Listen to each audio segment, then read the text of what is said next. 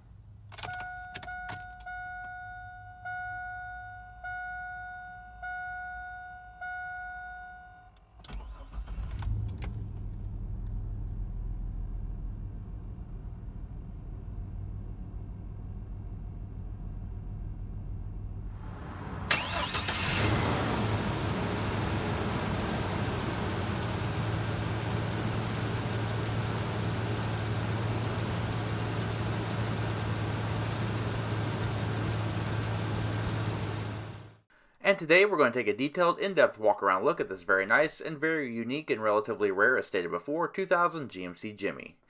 As stated before as well, this is the Diamond Edition, made to celebrate, oddly enough, 30 years of the Jimmy name. The Diamond Edition was only produced from 2000 to 2001 before the discontinuation, and the Envoy trim took over as the high-level trim. This Jimmy Diamond Edition is painted in onyx black clear coat and features a dramatic graphite diamond quilted leather interior. The Jimmy Diamond Edition is 4-wheel drive and features a new Venture Gear 246 push-button electronic shift on the fly 4-position AutoTrader automatic transfer case.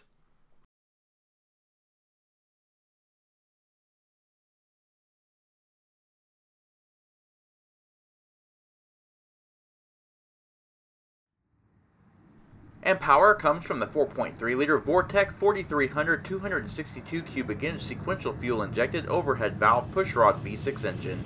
It creates 190 horsepower at 4,400 RPM, 250 pound-feet of torque at 2,800 RPM. It is good for 0 to 60 miles per hour in 10.5 seconds with a 0 to 100 mile per hour rating in 39.7 seconds.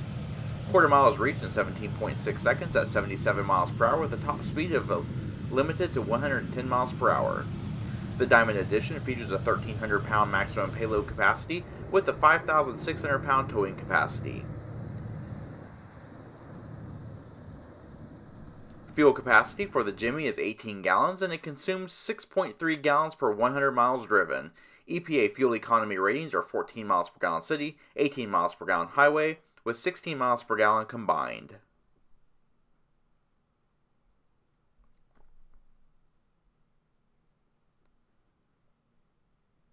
And the sole available transmission is GM's 4-speed turbo-hydromatic 4L60E automatic transmission. It does feature manual gear selectability and also features a tow haul mode.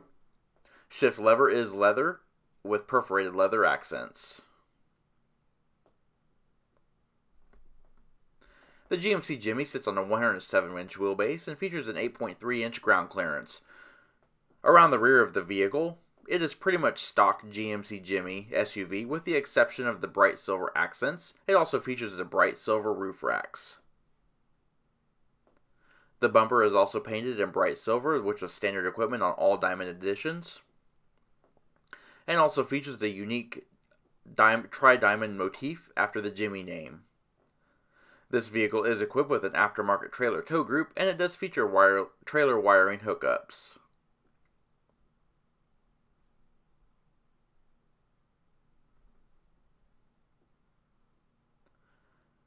And as we take a look along the profile of the vehicle, the most notable standout features are the unique side plates in bright silver that were only featured on the Diamond Edition.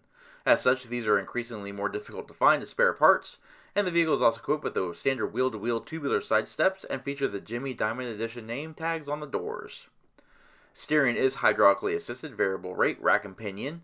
Wheels are 15-inch painted aluminum wheels, and they sit on P235/75 R15 Goodyear Wrangler radial tires. Brakes are 4-wheel disc brakes, and they feature 10.8-inch diameter front rotors and 11.6-inch diameter rear rotors. They are assisted with 4-wheel ABS and traction control.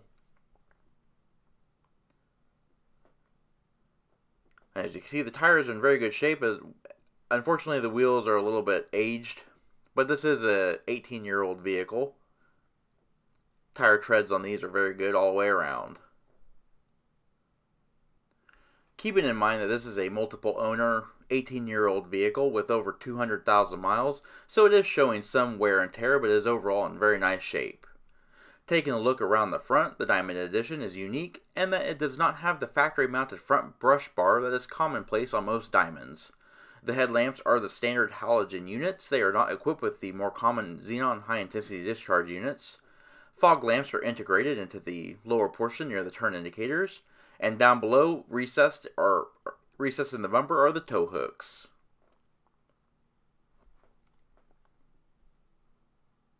And this vehicle is equipped with the keyless remote entry key fob. It was standard equipment. And we're going to take a look inside where the Diamond Edition really shines. As you can see, diamond quilted leather all around, including on the door trim and the seats.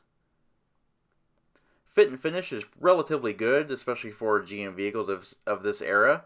The Diamond Edition stitching is integrated into the driver's side door panel and does feature the gather or quilted leather. And of course, it is equipped with power heated mirrors, power windows, and power door locks.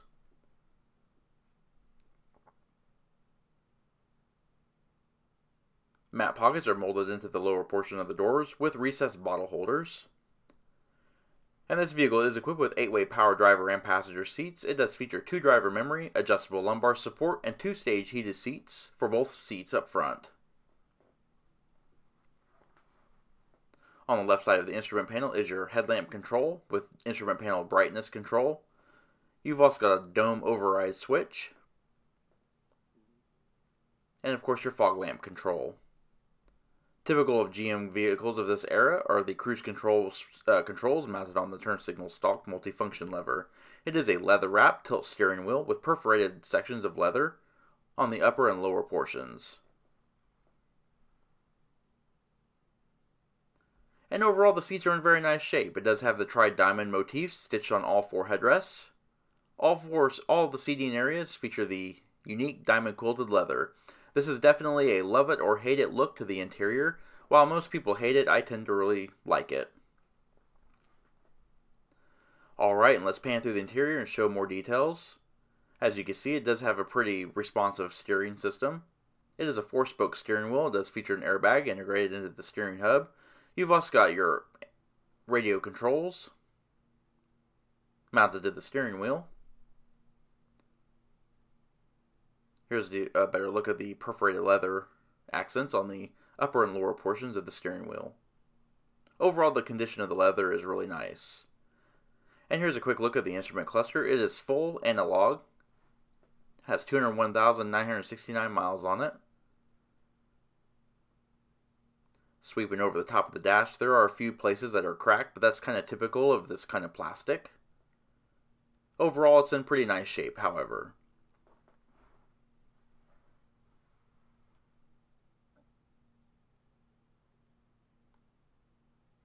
Alright, on the instrument panel, you can see the 4-wheel drive auto track controls, 2 air vents with panel distribution. You've also got your rear wiper controls and your rear hatch release, AM/FM CD player. You've also got automatic climate control. It is a single zone climate control. And down below you do have a small storage area. You've also got your ash receiver, 2 front cup holders forward of the shift lever. And as stated before, the shift lever does have a leather wrapped handle with perforations, a nice deep center console with cassette tape storage as well as CD storage.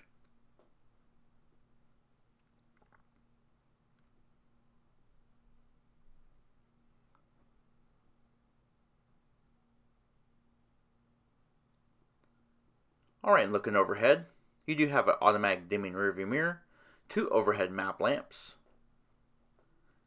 You've also got your power sunroof control, 3-channel HomeLink universal garage door opener, and it does feature an overhead console with a trip computer. However, it is non-functional at this point in time.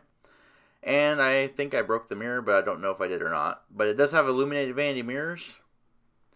Sun visors adjust, and they have slide-out extensions. I later learned that I did not actually break that mirror. It was already broken. Alright, and let's take a look at the rear seat. The rear seat is in much better shape than the front seat. It looks less worn than the fronts. To me, it looks like it hasn't really been used all that much. But as you can see, the diamond quilting motifs continue in the rear.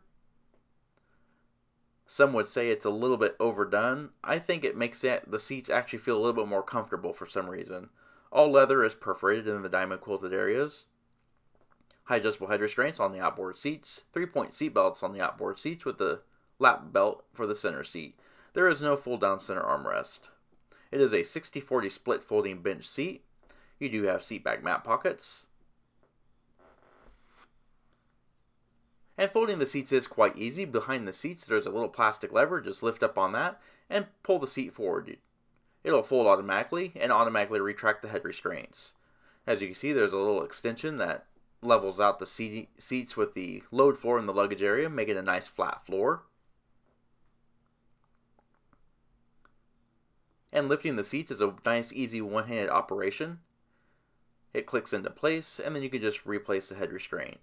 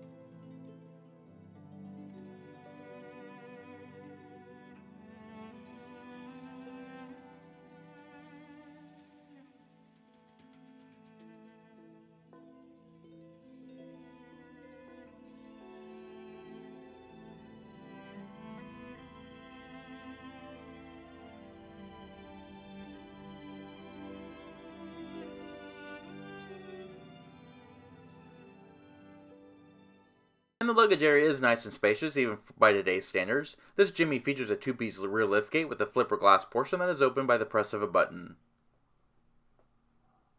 It is held up by 2 hydraulic struts, and it offers a nice easy access to the load floor. The traditional hatch may be pressed, or may be opened with the press of a button below the wiper control for the rear wiper. You can also double press the key fob button, or you can simply grab the handle below or in the liftgate. And the Jimmy does feature a 29.5-inch lift-over height, and it does also have a load flat floor. It does have 4 tie-down hooks. It is fully carpeted and lined.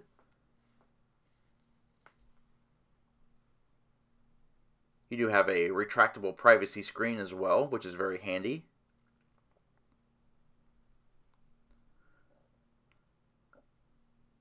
Overall luggage capacity with the rear seats up is 37.3 cubic feet. And when you have the rear seats folded down, your cargo capacity expands to 74.1 cubic feet. As you can see, you do have minimal wheelhouse intrusion, however the load floor is nice and flat. It will accommodate nice large objects very easily.